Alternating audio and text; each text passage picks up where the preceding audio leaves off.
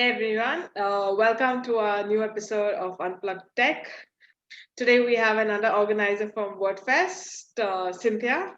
Before I give the mic to my co-host Fairy to introduce herself and pass on the mic to Cynthia, my name is Meher Bala. I'm a front-end WordPress developer. Uh, I co-host Unplug Tech. I am co-lead of the WordPress Make Marketing team and a lot of other things which I do. So let me pass on the mic to Fairy to introduce herself. Thanks, Meher, for introducing yourself. My name is Fairy Dharawat. I'm also co-host of Unplug Tech. I'm essentially a writer and do everything writerly. That's basically writing for brands and copywriting and you name it. But the most interesting thing I do is run this podcast with Meher. And I'm really happy to welcome our new guest, Cinthya Anand. Hi, Cynthia. Please introduce yourself. Hi, Ferry, and hello, Meher. I'm Cinthya Anand, and I'm a copywriter and a former journalist, and it's nice to be here with you guys today. In terms of what I do, should I introduce myself now, or? Yes, please. Yes, please introduce yourself. So I've had quite a varied career in that I started in engineering, and then I worked in journalism for a long time, and now I'm working in communications and specifically climate communications. So I started off, I was just saying, I started off quite close to where Meher and Ferry are in Nashik at Mahindra. And then I moved to journalism where I worked with the Hindu for around 5 years. And after that, I moved to Cambridge and I got more involved in communications because I started working with a company that works with climate tech startups. And since then, it's been quite a journey because it's journalism is different from communications, but there's a lot of similarity in how you're still trying to make the person across the screen understand. And since then, I've been doing that. And of late, more recently, I've got involved with WordPress and WordFest. I was a speaker at the last WordFest in 2021 January. And I was just so impressed that I thought next time if there's a chance to be part of the team, I should try. And that's how I got involved with the WordFest July event. But how did you come to know for WordFest? Like, who did you come to know from social media, or like being from a climate thing to WordFest? It's like maybe a little different sectors. Yeah, but I guess the thing with so like I've been using WordPress for a long time, like since I think it's around a decade now since I started a blog and like learned how to use it.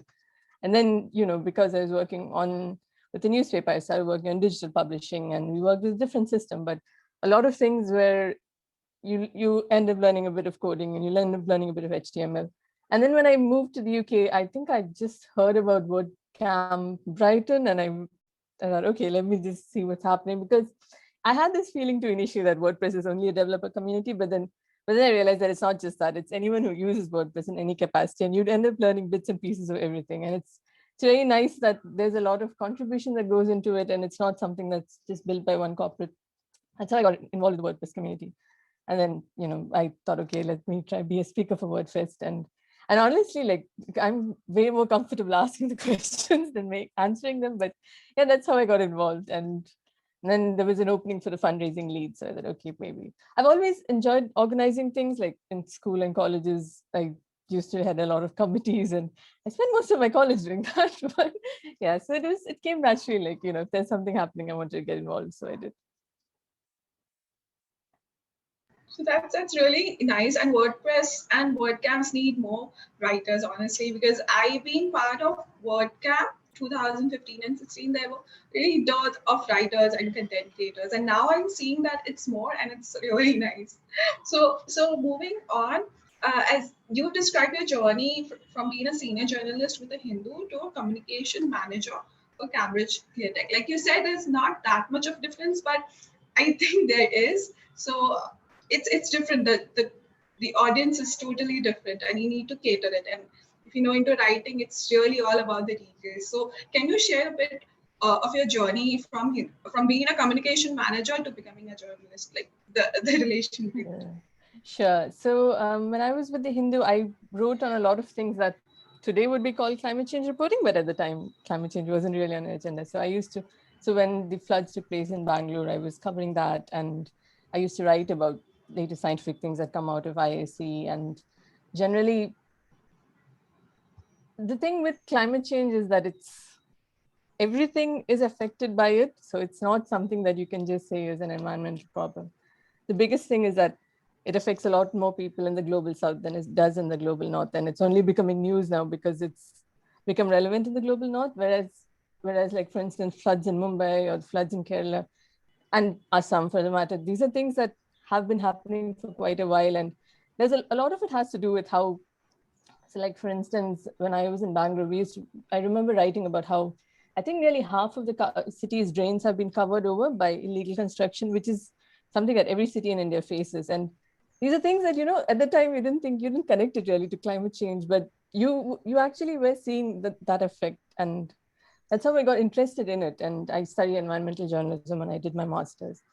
And it just so happened that when I reached Cambridge, there was this organization, they were looking for someone to lead their communications. It's a very small team, we were like 6 people. They never had somebody in that role before. And there's still the main thing about journalism that I think that's common to both is that in both cases, you're trying to, especially if it's science journalism or if it's communicating something technical, you're trying to take something that's a bit complex and trying to simplify it for someone else to understand. And that's the thing that I find that is quite similar. Of course, the audience are different and the nature of it is different. Like in communication, you can't necessarily like decide to be completely critical of someone if they're your partner or your member and so on. Whereas in journalism, that is your job. But I think that's where there is this connection between both and sort of how I fit from one role into the other. That's nice. So since you're talking about the difference, so uh, as a communication specialist also, you have to write brand copy and web copy. So how does a good, like, how do you convince uh, the website owner or the business owner that you need a good copy, otherwise you're going to miss your target audience, and maybe what you're trying to convey and maybe what you're delivering is two opposite things, and you will have a mixture of target audience. So how do you convince a person? I think so. Along with both these roles, I'm also working. I also like freelance as a copywriter for climate tech companies. So I worked with a lot of companies who have technology that it could be maybe smart buildings or it could be smart heating. Like heating is a big issue in the UK, whereas it wouldn't be in India. But there's a lot of things that one of the things with climate community, generally with startups in this sector, is they sort of think that, okay, their job is they're saving the world. But if they're going to put themselves next to like 20 companies which all have the same USP that they're saving the world, there's nothing that makes them stand out. So it's very important they get into details and like explain that, okay, I do this by, leading to 20% saving in building emissions, or you can save 10,000 trees by using this product. Because it's those details that people remember. And it's a bit of a balance. You can't overload it with too many facts, and there's no use like saying, okay, let's put AI on top of everything and that's good copy because AI is trendy today. It has to be something that makes sense to the person who's reading it. It has to be something that touches on their pain points and solves a problem for them. And that's something that founders, especially because they're so close to the technology, they may not really think of it from the customer's perspective. They're just seeing it from their perspective of how it has a technical use or how it's saves the world, so to say. But it's very important to find like what exactly is the issue your customer faces and what exactly is the thing, like what's the language they use, what are the words they use when they talk about these issues. And quite often, like when we interview customers before writing copy, rather than you find that there's always some disconnect, or they find it quite useful or something. Like recently I was working with a building tech company, and the thing that the customers found most useful about the product was that it was really fit and forget that it was completely integrated. So they didn't have to like see the data on one side and do something else. The product did the whole thing for them. And that wasn't anywhere on the copy initially. So then we thought, okay, that's something that you need to talk about because that's what your customers are looking for. So it is kind of a balance, trying to find out, what the other person is looking for and trying to find the words to fit that in. That's really nice and interesting and elaborate answer. I'm sure our audience will find it very interesting. Now we're going to come to a very basic question. As a writer, I'm very so I think this is the best time to be a writer because you have so many channels to like really express. At the same time, I'm more active on LinkedIn and I get all these people asking me questions on how to be a good writer and all those things. So I would like to ask you this really simple basic questions that how can you give some audience some tips and how can they become a good writer? Watch my last talk. No, but that was sort of my talk at the last WordFest, which is like how to use tips from journalism to creating more better content. I guess there's a lot of things. Practice is always useful, and it's something my editor used to say is, when in doubt, cut it out. So trying to maybe in terms of practice, it's always useful to set yourself a challenge to write within a word limit. So if you're the kind of person who takes a paper and writes 1,000 words, that's fine. But then you learn to edit yourself and look at, okay, maybe this doesn't get the point across, or maybe that's an extra word which wasn't needed, or maybe use a stronger verb for something instead of saying something, try to use lesser words to have more effect. And generally, what I tend to tell people who aren't writers by like they haven't sort of like been writing for a long time is to try to write the way you talk. So it's because of we're schooled that way, you learn in school that you have to write an essay means it has to start with a 50-word sentence or something, and that looks like it's more like it's a better sentence, so it's better writing, but it's really not. It's a slightly outdated way of writing, really, in the sense that you're thinking, and especially because in today's situation of how we are all in this whole attention deficit side, there's so much content and there's so much of information going out. It's really important that you get what you're trying to say out and as soon as possible. So that's something to look at. And I think it's quite useful to use the journalistic principle of writing with a lead. So sort of you have something in mind what you're going to write.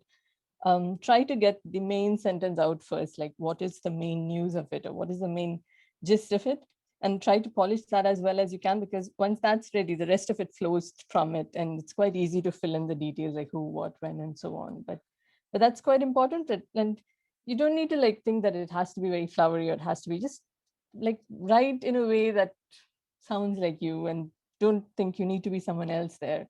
And you'll get to it. It takes some time, it takes some practice, but you'll get to it eventually.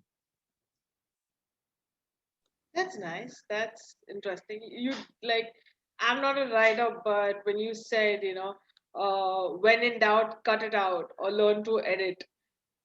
I have started learning to edit, when I write, and I do go through it. So it comes with over a period of time for me, because as a developer, you just code and you wish you pray that your code works in the first shot. But I guess like how you when you write code, you would eventually try to write more elegant code and make it simpler to make it find the simplest solution. So that's sort of what I'm getting to with writing too, that there's a way to explain it in 200 words, but you can explain it in 50 also. Yeah, I agree. I definitely agree. And I think that slowly steady builds with experience and exposure and the way to write and the way to code as well, because if I look at myself 20 years line initially and now, there is a drastic difference in my code writing. So yeah, I can definitely understand. Since you're volunteering for WordFest and since you are in the organizing team, you're leading the fundraiser. Yes. Why fundraiser? Means how did you pick this vertical in the organizing team, or how does fundraising come for you? Well, honestly speaking, that was what the opening was for. But like I said, I guess fundraising is also in part a lot about convincing somebody that the thing you're doing is worth enough. So there's a bit of working on copy and there's a bit of messaging in it that needs to work. I've been involved with voluntary groups before. Through my life, I was working with Child Rights and You when I was in Bangalore. I've been working with Cambridge Donut here. And that's always a crucial part of when work. And I actually work for a nonprofit at the moment too. But a crucial part is like trying to make the other person understand why you exist and what you're doing with. And the good thing with WordFest and Big Orange Heart, which is the organization where these funds go to, is that it's completely transparent in how the funds are used. And the second thing is so Big Orange Heart was started as an organization to provide mental health services for the remote working community. And initially it started off as freelance developers and freelance WordPress communities. But in the last 18 months, when everybody has started remote working in a sense, the community grew quite a bit within that time. And there is this need to, I think it's around like, but on Slack at the moment, there's like around 1,500 people on it. And it's been a difficult year for everybody in a sense of like how, sitting here, I keep hearing friends are sick or friends' parents are sick, or, you're just hoping that everybody will be, you can't be okay, but then you're still, it's not a normal time. I don't know any better way to say it. We have kept, there's a thing in the copywriting world about how we really need to stop using words like unprecedented because you've used it too many times, but yeah, Perry, you know that. But yeah, it's not been an easy time for anyone the last 1.5 years. And especially for people who have been used to working with teammates and they're suddenly working alone, or it could be that you live on your own and you're suddenly, you don't have anyone to meet on a day. And there is this need to look at what issues people have, or if they need something to provide them support. And that's what Big Orange Heart does.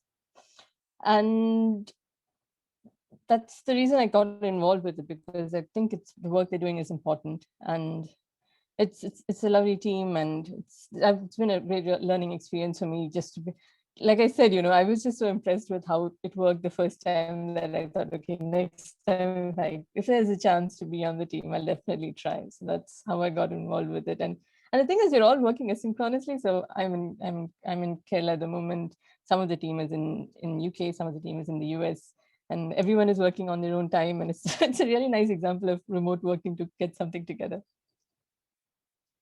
Yeah, agreed. Also, I think last year when we interviewed Michelle, Hawa, and Paul, we were in like 3 different time zones, like afternoon, early morning, night for Michelle. So it was like 3 different time zones we were doing the interview. So it was fun. I don't know if you remember this, Meher, but last time when I was speaking, you were in the volunteers room. I mean, that was the first time we met. And I remember saying, oh, that, sometime maybe we could meet and so on. But yeah, but exactly the same thing, right? You were in Mumbai at the time, I was in Cambridge. And it worked. Definitely. Yeah, I mean, that's how we all actually met. Me and Meher also met in WordCamps, and now we're really missing it so much. So now we have Unplug Tech to meet everyone. Right. So, speaking about WordFest, there is something called 24,000 Steps Challenge. Okay, that's very overwhelming, but I'm sure it's not. Can you please explain about it? No, it's not overwhelming at all. It's just sort of a play on 24,000 steps in 24 hours. But the idea was that, and actually that's something that would be great if people in your community would be interested in taking part. So it's basically, if you would like to help fundraise, you can pledge to a certain challenge. So it was either you could do 24,000 steps in the run up to the event. So it could be, 4,000 steps a day or something, which isn't a lot. I mean, it is a bit, but not a lot. Or if you were so minded, you could do the 24-hour challenge is sort of like a relay race. So it's like in each continent for 6 hours, somebody does 6,000 steps. And then it goes on to the next continent as WordFest runs, and then you'd see the next person doing it. And the thing is, we wanted to make this quite inclusive. So it doesn't have to be steps. It could be anything you would like to do for the community. So Michelle is, for example, I think she's doing artist trading cards a day. So 24, yeah. We've had someone doing 24 days of mindful movement.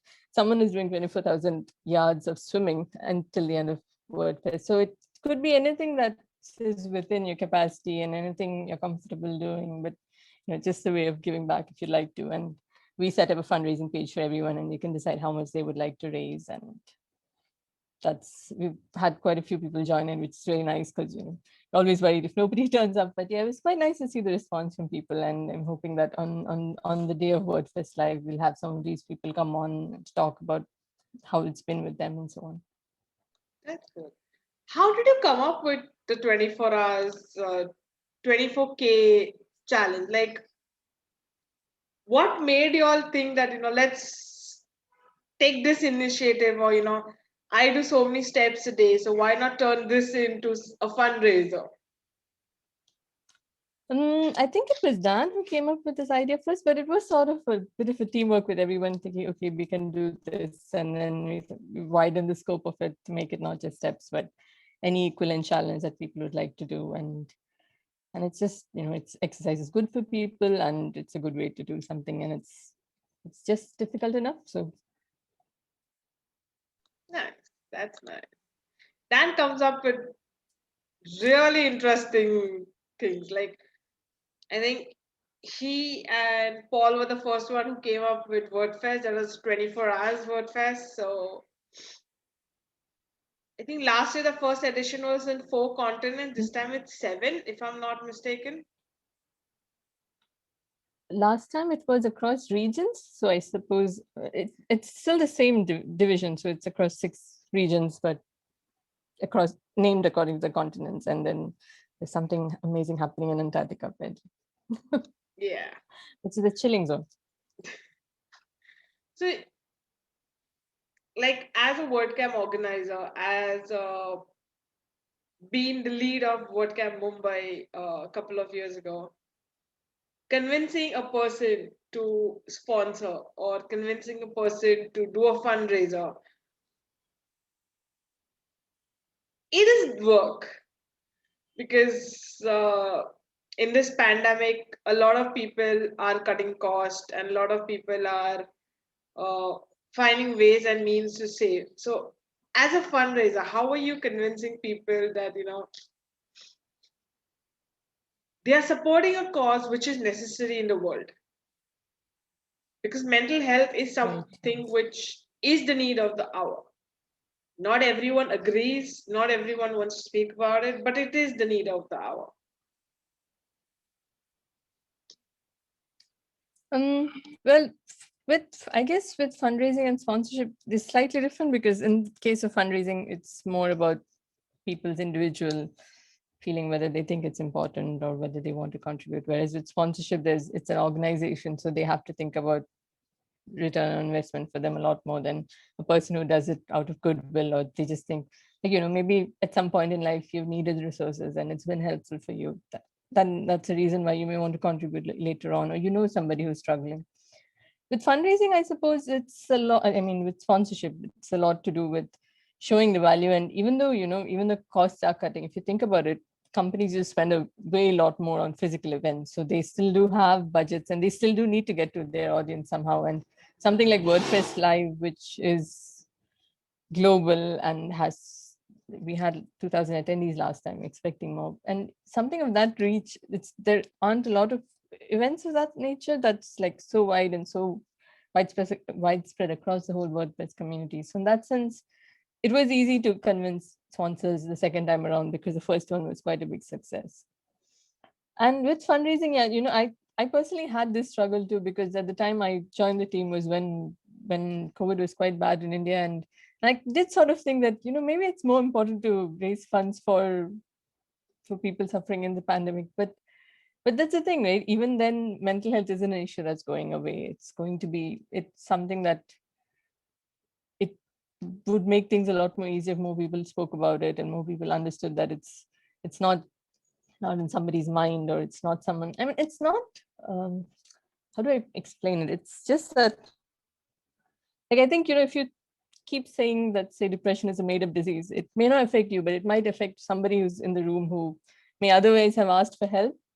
So it's important that when you can, you try to remove the stigma in it and try to make people see that having a mental disease or having a disorder doesn't make someone different. It's the same as being diabetic or having hypertension. And if you can go to a doctor for that, you can go to a doctor for depression. Yeah, I do agree to that. And,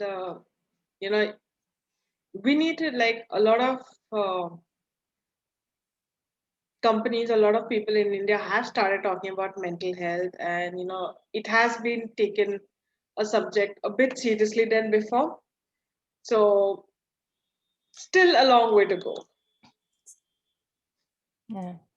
I used to write about mental health when I was in the Hindu. So I used to do a bit of work with the doctors at NIMHANS, Neurology Institute of Mental Health and Sciences in Bangalore. And so there was a study a few years back which said around 10% of the population they surveyed had some kind of mental disorder issue, but which they weren't getting treatment for. And generally there's this whole inequality in how services are available, that mental health services tend to be concentrated in cities. So it is useful that to have something remote and to have something that is more accessible to people is required. And I guess a lot of things, like there's so many different things. I mean, there's so many different issues that it could be postnatal depression, or it might even be some disorder like schizophrenia or bipolar, which, given the resources and given the knowledge, people can improve a lot on their own. But if you keep it shrouded with, that's something shameful, or we don't talk about that, you're not making it any better. You're just, just hiding something under the carpet, and it'll explode at some time. Very well said, actually. So this, like, really happy with the elaborate answer. Like, we are just absorbing all the information that we get, and I'm sure me and Meher both are really enjoying these conversations. But coming back to WordFest, I think this is also for Meher because she was a volunteer last time, and we want more people to volunteer. So, what are the benefits of volunteering at WordFest? Meher, do you want to go first? For me, volunteering is, first of all, you get to meet a global community. You get to meet different kinds of people across the globe. You don't only, you expand your friendship circle, or you expand your knowing circle, because a lot of times, at least WordPress, when people are freelancing or when people are working for themselves, they tend to stick to either their local community or a very few friends outside their work scope. A couple of days back only, I was talking to a friend of mine, and she was like, she was looking to interact with people other than her local community. She wants to reach out to like-minded people, but she doesn't know where to reach out to. So I think volunteering gives a platform to people to talk to each other. Like, I met Cynthia through volunteering. I met a lot of other people through volunteering. Volunteering doesn't only mean you need to be an MC or you need to come on stage. You can always be behind the curtains and still get to meet a lot of people. Like, that's how I met Dan and Kate, and that's how we got them to the interview last year. Just, you can spend your 1 or 2 hours and dedicated your time and just welcome the speakers, or just solve AV problems, or help in fundraising, or a small bit in a big event does give you a lot of exposure. Then people know that you are out there. People can reach out to you whenever you want. So for me, volunteering is, give your time. Like, you're doing so much for your work, you're doing so much for your growth. 1 or 2 hours investing in getting to know other people. It may not always lead you to business, but it may lead you to friendship. It may lead you to a lifelong contact. Whenever you want, you can reach out to the person. If you're traveling to that person's city, you can always reach out and say, hi, I'm at your city at this place, would you like to catch up for coffee? Or it's just, you get to explore the world with new people. I really agree with what you said, Meher. And I guess it's also you learn a lot. You learn a lot in how the world works, and you learn a lot. Like I said, I've been a volunteer for donkey's years now, but I think every time I move to a new city, I try to find somewhere to volunteer, because I find it's a nice way to meet great people. And you, learn a lot about things when I was in Bangalore and working with Child Rights NU, and the people I met there, and the things we learned as, when you work with kids and you look at the problems they face, and you sort of realize that, okay, there's a lot that needs to be fixed. It changes your view of the world in many ways.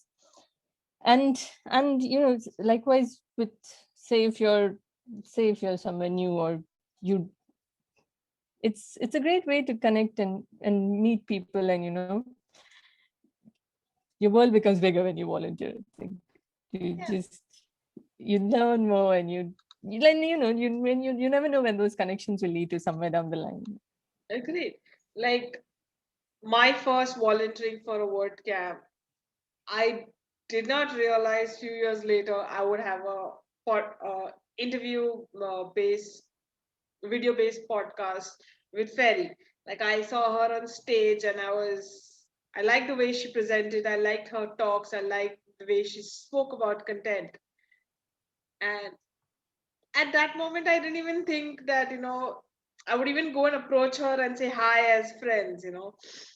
But I did go up to her. I think she was speaking to someone else, and I just uh, kind of interrupted and I just said, great talk. And then I had to go back to volunteering. And over the years, it's been a great connection. Like, I have my business partner, Vachan. Like, I met him also through the WordPress community. I did not realize, like, over a period of time, I would co-run a company with him. So, volunteering, getting yourself out there, making friends is kind of important. It's fun. So you get to know a lot of people. So as WordFest, the company behind it is Big Orange Heart. And Big Orange Heart is about mental health, and they support mental health, and they have a Slack channel, and they have helped a lot of people. You know, can you let us know why mental health resources are important in the world, especially in the pandemic times? You know, why do we need to write resources, or why do we need to write content to make other people understand that if this are some of the things you're noticing in yourself, you don't need to worry. There is a solution for it, or there is a way to handle this. Why do you think resources on mental health are important in today's world? I guess generally, if you start off with, it's quite recent in terms of like people talking about mental health resources. Like when I was studying, I didn't think anyone talked about needing to have, that if you have an issue, there's a way. And I think a lot of it could actually be taught in schools. Like, if you can teach people what cognitive based thinking is, and there is that gap between, in a way, they're kind of essential life skills. There is a gap between what you know and what you don't. There's also that as communities, we're a lot more separated now, and maybe we don't live in as tightly knit close as a community. A lot of us as professionals, for example, this is like the first time in my life that I'm working from home, like home as in my hometown in Kerala. I've always lived in different parts of the city, of the country, and I've always like started with knowing nobody and slowly getting to know. And there's always that period when maybe you need some help and you don't know if there's anyone to turn around to, which isn't the case when you're at home and you're with your family. And that's one reason why it's a lot more important today that you have that. And again, like when you work with the pandemic and with the situation with the economy, and a lot of people, especially with freelancers, because when a company is cutting budgets, the first thing they cut would be the freelance work, and they think, okay, that's not necessary, let's push it to next year because they don't have any contract time. And a lot of people have struggled financially, and there is a need for people to, and it's not that, it's changed so many things. Like, there was a time when you weren't allowed to get out of the house, so you couldn't actually like get any fresh air, And in the UK, if you don't get fresh sunlight, it really affects you because sunlight is quite rare. But there is like, like what we were saying initially, it's not been a normal time, and there is definitely, it has affected everybody's mental health, whether you admit it or not. And you really do need some kind of resource at that time if you need someone to talk to, or if you just need to figure out what's happening. So yeah, I think that's why it's important at this time. That's really wonderful way to put it. I think as no one must have thought that this is what's going to happen in the like last 5 years back. Who would have thought they're going to find themselves in this place? Sounds like a science fiction movie. I swear, and who would have Global thought that virus brings the world down. Yeah, you're gonna save lives by staying home. Anyways, we come to the most important and difficult question. What does success mean to you? What does success mean to me? If only I knew. I don't know. I think it's just being happy with what you are and where you are, and feeling like you're doing something of value to someone. That would be success for me. Yeah, nicely put. I would often think that what is success? It's different. It's health wise, it's a professional wise, it's a mental wise. They have different goals for each of them, and combining them all together, which works for you, often I found it to be difficult. But I think with age comes a little wisdom, and then you figure it out. So before we end, if someone wants to take the 24K challenge, but not start a fundraiser, but still want to show that I am behind the screens, I'm still doing my 24 steps, and here are the final result. So how can they connect with the audience of WordFest? So do you mean if somebody commits to the pledge? Yeah, it's like I don't mind starting a fundraiser, but I don't know how much I will get in the fundraiser. I may get nil, or I may get $5, or I may get $10. So I don't want to go through fundraising, but I still want to do the challenge. I suppose the thing is, it doesn't need to be a lot of money. I mean, it could be like just 500 rupees or 100 pounds, like something that, it's really more about like this whole community coming together to do something. So if you want to try it, then feel free to get in touch with me, and we can talk to like, how it could be something that works for you. And cool. If you're wanting to go register for WordFest, yesterday I was looking at the schedule, and it's a pretty interesting schedule. You have talks about being calm, you have talks about exercise, you have talks about WordFest, and you have community interviews. There are interviews with both the founders of WordPress. Go register for WordFest. If you want to start a fundraiser, you can contact Cynthia on BOH Slack. Where can people contact you if they want to get in touch with you? I can give my email ID, or how do you generally share this? Or you can reach out to me on Slack as well. If you're on the Big Orange Hat channel, you can reach out to me on Slack. Cool. I'll put her Slack in the post, and you can reach out to us. If you want to come and amplify your story on Unplug Tech, reach out to me and Ferry. We are mostly everywhere. Thank you, Cynthia. Thank you for your time. Thank you for coming us and sharing all about WordFest and your journey till now. Yes, thank you very much. It was really fun, and I'm sure our audience must have found some insightful things on how to write, and your journey is very fascinating. Thank you so much for having me. Really enjoyed talking to you both as well. Have a nice time in Kerala till you are here. You too. Bye.